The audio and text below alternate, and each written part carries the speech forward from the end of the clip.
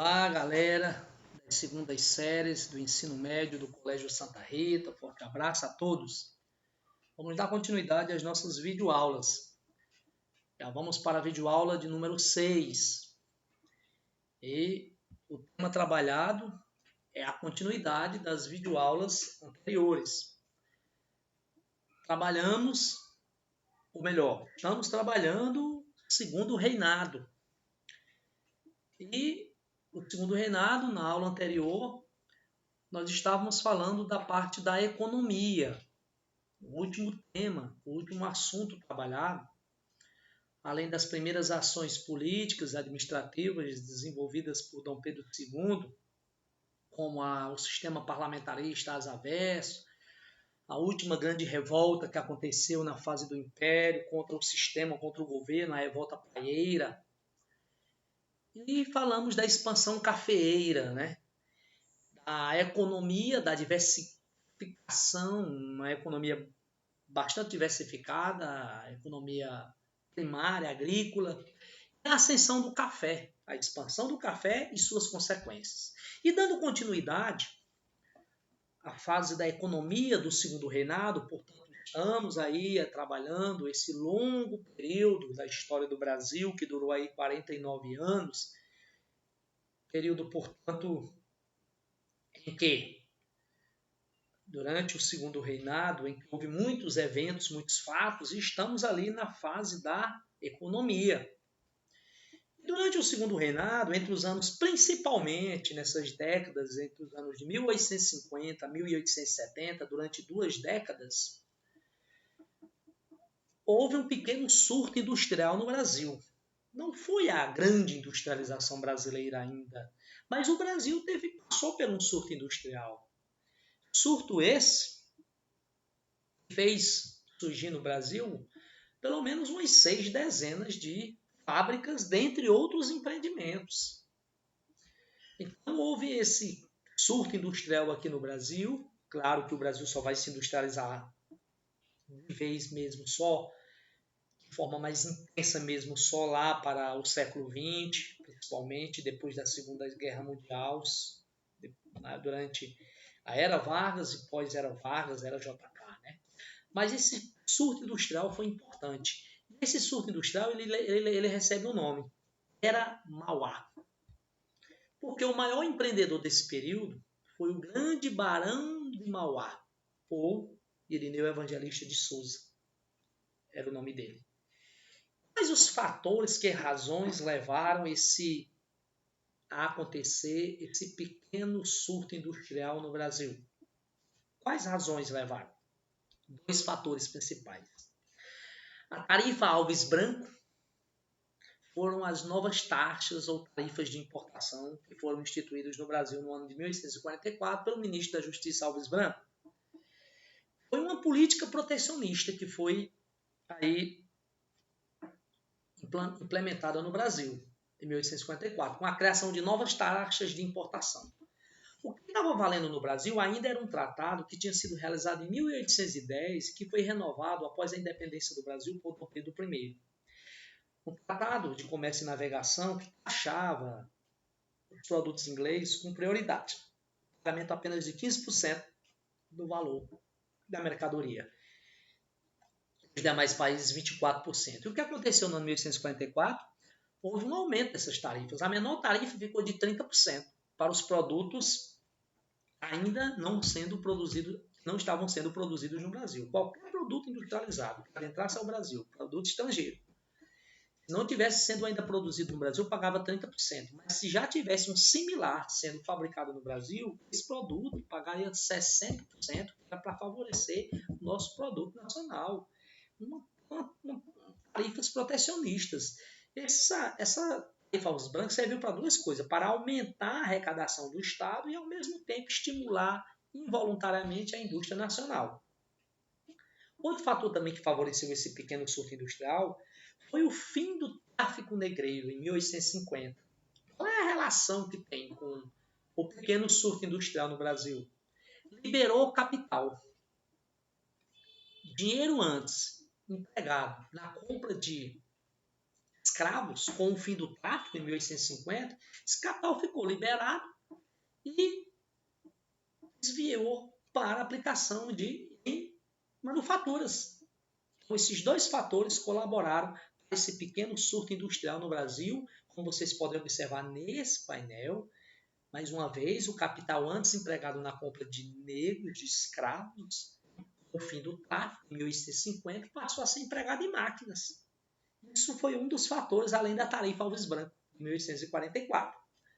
Se você observar nesse painel, os empreendimentos que surgiram nesse período. Surgiu aqui 8 estradas de ferro, 14 bancos, 20 companhias de navegação a vapor, 23 companhias de seguro e 62 indústrias.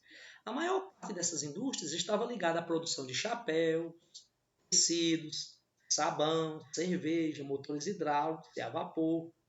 Então, esse foi o pequeno surto industrial que o Brasil vivenciou aí durante principalmente essas 2 décadas. Iniciou um pouco antes, 1830, e se intensificou entre os anos de 1850 a 1870.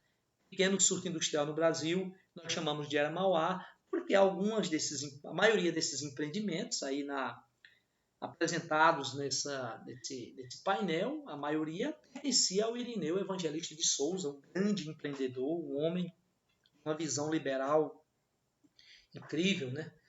Começou a trabalhar ainda na adolescência para sustentar sua família, sua mãe e uma irmã.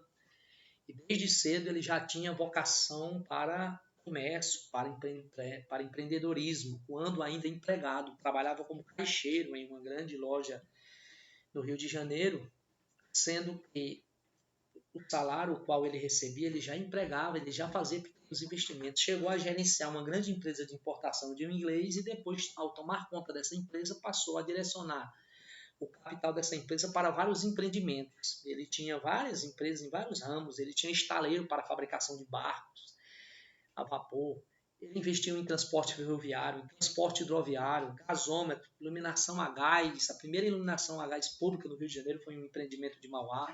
O primeiro cabo submarino telegráfico ligando Brasil e Europa foi um empreendimento de Mauá. A primeira ferrovia brasileira, entre outras ferrovias que foram construídas no Brasil.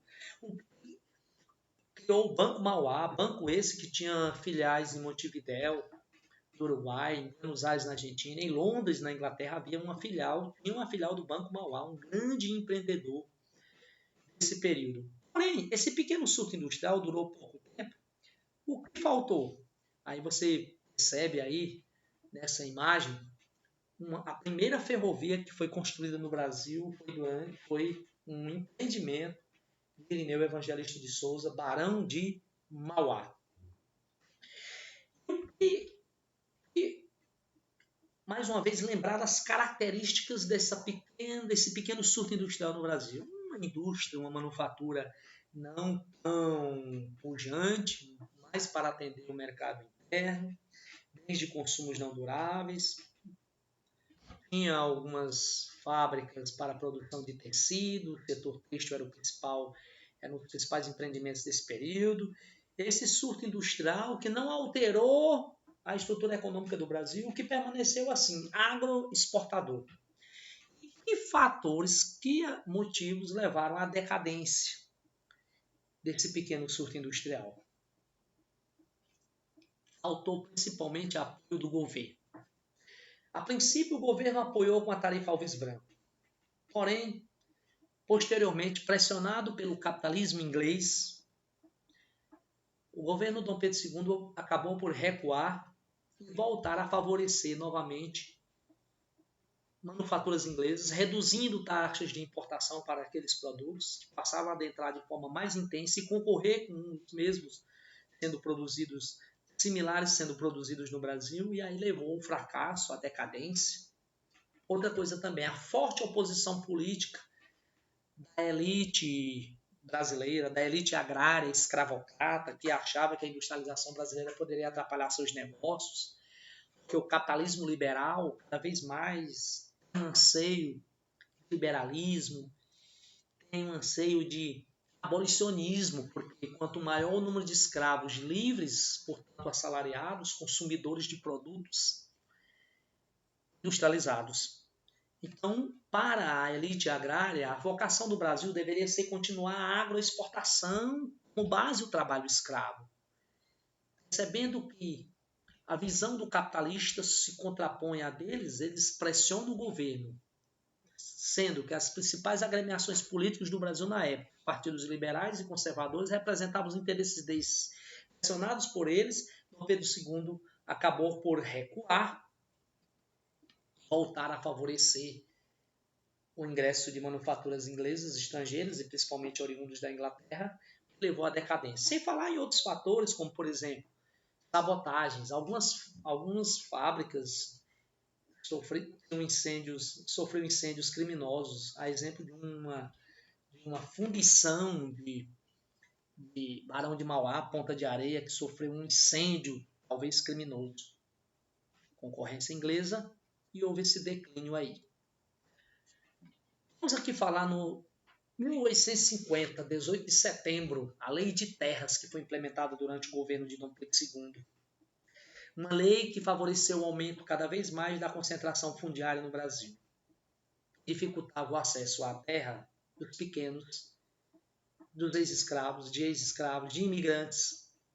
Antes dessa lei de 1850, qualquer pessoa que se apossasse de uma terra devoluta, uma terra pública, e fizesse benfeitorias nessa terra, como um pequeno açude, uma cerca e outras benfeitorias, uma casa, um celeiro. Com o tempo, o governo era obrigado a dar o título daquela terra àquela pessoa. O que estava acontecendo? Alguns ex-escravos, escravos forros, acabavam se tornando pequenos proprietários. E imigrantes que chegavam em levas no Brasil, principalmente com a crise do escravismo, a substituição pela mão de obra imigrante, estimulado pelo governo brasileiro e pelos grandes latifundiários, alguns imigrantes no Brasil estavam também tendo acesso a essas pequenas propriedades. O que isso causava desconfianças dos grandes latifundiários em não poder se utilizar dessa mão de obra. É preciso ter uma classe desprovida de bens para servir de mão de obra para eles. Pressionado pelo governo, ele lança essa lei de terras. E o que estabelece a lei de terras no seu artigo 1º? Ficam proibidos as aquisições de terras devolutas, terras do Estado, por outro título que não seja por compra. Então estava proibido. Essa lei dificulta os pequenos proprietários acabaram por perder suas terras. E aí aumentando cada vez mais a concentração fundiária e os imigrantes escravos libertos, ficaram sem acesso a terras, acabaram sendo liberados como mão de obra barata e numerosa para a elite fundiária brasileira. Essa foi a lei de terras no Brasil. Vamos falar agora da crise do escravismo no Brasil, ou seja, processo abolicionista. Foi durante o governo de Dom Pedro II que aconteceu gradativamente um processo de abolição da escravidão no Brasil. As várias leis abolicionistas.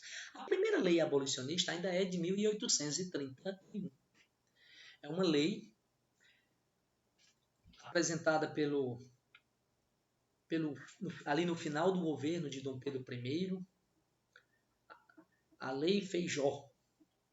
Essa lei estabelecia o fim do tráfico. Essa lei foi aprovada, no entanto, ela ficou apenas no papel. Ou seja, o governo não exigia fielmente o cumprimento dela. Era mais uma lei para satisfazer a Inglaterra. A Inglaterra que pressionava os países da América Latina a abolir o tráfico e a escravidão. A Inglaterra estava ali. Até o século XVII, os maiores traficantes de escravos transatlânticos eram ingleses.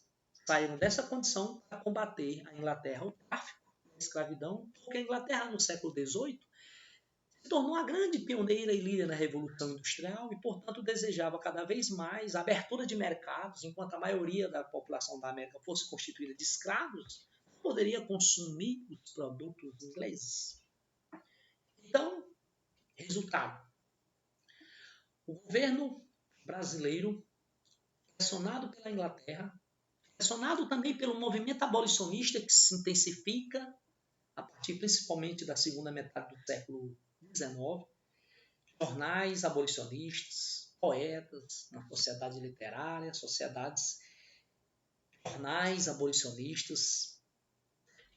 Esse movimento foi forte e isso incomodou o governo. E aos poucos o governo foi abolindo gradualmente, porque não podia abolir também de vez. Era quebrar a nossa economia brasileira, que tinha por base a mão de obra escrava. Então a lei de 1830 ficou letra morta, só para inglês ver. Enfim, uma lei de 1845, instituída pelo parlamento inglês, Bill Aberdeen. Esta lei autorizava a marinha inglesa a aprisionar qualquer navio negreiro. Se algum navio fosse capturado pelos navios militares ingleses transportando africanos para a América, esse navio era preso, seus traficantes, a carga devolvida para a África e os traficantes, o navio confiscado e os traficantes eram julgados e condenados pelas leis inglesas. Essa lei dificultou o transatlântico tráfico. Continuou.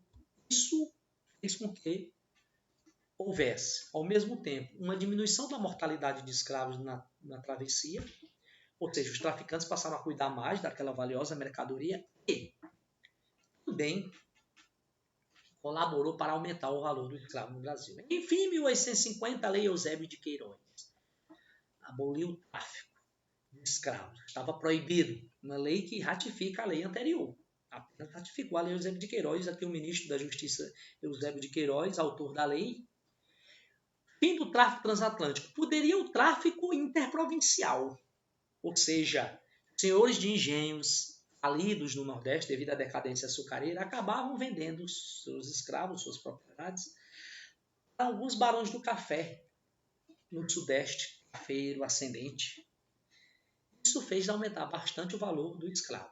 Paralelo à abolição do tráfico, vai aumentando no Brasil a imigração, incentivo, o governo, reivindicado pelos grandes escravocratas, pela necessidade de compor esta mão de obra, repor essa mão de obra que estava faltando. E aí havia também um incentivo ao mito do embranquecimento, era preciso, já que a maior parte da população brasileira era de cor negra ou parda, havia aqueles que entendiam que era preciso estimular a imigração para manter uma grande classe de população branca. E além da necessidade de mão de obra para cafeicultura, tudo isso levou o estímulo e o incentivo. O governo garantia, inclusive, o transporte desses imigrantes e construía até hospedarias de imigrantes para que esses imigrantes, quando chegassem no Brasil, tivessem um local para estadia por alguns dias até encontrar uma alocação de emprego para esse povo. Se você observar nessas duas imagens, paralelo aqui é o tráfico, o comércio nojento, o número de escravos que foram importados para o Brasil em pouco tempo. Se vocês observar que sobe e vai descendo aqui a partir de 1850 com a queda, com o fortalecimento do movimento abolicionista e vai diminuindo as importações. Paralelo a isso, vai aumentando a entrada de imigrantes no Brasil, sobretudo oriundos da Itália e da Alemanha, regiões que estavam em conflitos na Europa, as guerras pela unificação. E outras leis abolicionistas, né, que começavam a acontecer, o governo foi lançando mão de algumas leis que pouco favoreciam aos escravos. Mas, ao mesmo tempo, o governo dava aos ingleses, o governo dava algum tipo de satisfação com essas leis e mandava, ao mesmo tempo, um recado para os grandes escravocratas, para que eles se preparassem, porque a abolição da escravidão seria inevitável. A lei do ventre livre, que tornava livre todos os escravos nascidos a partir dessa data, 1871, porém eles continuavam sendo utilizados pelos donos de suas mães como mão de obra até eles completarem 21 anos de idade. Ou seja, esta lei do ventre livre não favoreceu a nenhum escravo, até porque quando o primeiro escravo viesse a completar 21 anos, a lei áurea já tinha sido assinada. A lei dos sexagenários tornava livres os escravos nascidos a partir dos escravos que tivessem acima de 60 anos de idade, né? Todos os escravos que tivessem a idade de 60 anos, estariam livres a partir dessa data de 1885. Eram poucos os escravos que chegavam a essa idade. A expectativa de vida dos escravos eram poucos que atingiam. A vida útil de um escravo chegava a 30 anos, no máximo 40. Enfim, em 1888, a princesa Isabel, que estava na regência, o pai estava em viagem na Europa, fazia tratamento de saúde na França, fazia tratamento de acometido de doença. Dom Pedro II se tratava na França. Durante 3 viagens que ele fez à França, a princesa Isabel, que era a herdeira do trono, mas a filha, né, que deveria ser a futura imperatriz, se não houvesse a proclamação da República, assumiu a regência por 3 vezes. Ela que assinou a Lei Áurea. No dia 30 de junho de 1887, Isabel assumiu a regência do Império pela 3ª vez. Dom Pedro II afastou-se para tratamento de saúde na Europa. Essa imagem, esse quadro, esta tela óleo mostra a princesa Isabel fazendo juramento à Constituição, todas as vezes que ela assumia a regência. E a Lei Áurea? Tem apenas 2 artigos, a Lei Áurea. O artigo 1º diz: está declarada extinta desde essa data a lei, desde esta data, a escravidão no Brasil. No artigo 2º, revogam-se as disposições em contrário. Infelizmente, não tinha um 3º artigo dizendo que cada ex-escravo poderia receber uma indenização de seus antigos donos, ou mesmo do governo, seja com terras ou com valores em dinheiro. Se isso tivesse ocorrido, talvez hoje não tinha uma população de origem afro tão marginalizada em sua grande maioria. Houve o fim da escravidão, mas infelizmente essa população alforriada, livre, não tiveram acesso ao processo produtivo, não foram inseridos no processo, desprovidos de bens e de meios para a ascensão social. Acabaram alguns continuando nas fazendas, trabalhando só pelo alimento, ou alguns que se atreviam a ir para as cidades acabaram caindo na marginalidade. A abolição da escravidão também causou uma crise no Império. Por quê? Os escravocratas perderam suas propriedades, não receberam uma indenização do governo. A data da abolição foi no ano de 1888, 13 de maio, e um ano depois o Império caiu. Mais uma vez, aqui uma outra tela, né, que mostra a princesa Isabel aqui assinando a Lei Áurea. Vamos falar um pouco da política externa de Dom Pedro II durante o seu governo. Houve uma crise, um episódio que ficou conhecido como Questão Christie. Nos anos de 1863 a 1865, houve uma crise diplomática entre Brasil e Inglaterra. Os ingleses se utilizavam de 2 justificativas para esta crise. Estavam insatisfeitos com a tarifa alves branco, que o governo havia instituído em 1844, acabando os privilégios ingleses, e os ingleses acabaram utilizando desses 2 episódios para ter uma crise diplomática no Brasil. O nome Questão Christie, porque o embaixador do Brasil na época era William Christie. Os ingleses justificaram em 2 episódios. Primeiro, o roubo de uma carga de um navio inglês naufragado no Rio Grande do Sul. A Inglaterra exigiu uma indenização do roubo dessa carga desse navio inglês. Segundo, a prisão de alguns marinheiros ingleses que estavam nas ruas do Rio de Janeiro, bêbados, promovendo arruaças. Esses ingleses foram presos. Eles se queixaram ao embaixador e o embaixador exigiu um pedido de desculpas ao governo pela prisão desses marinheiros ingleses.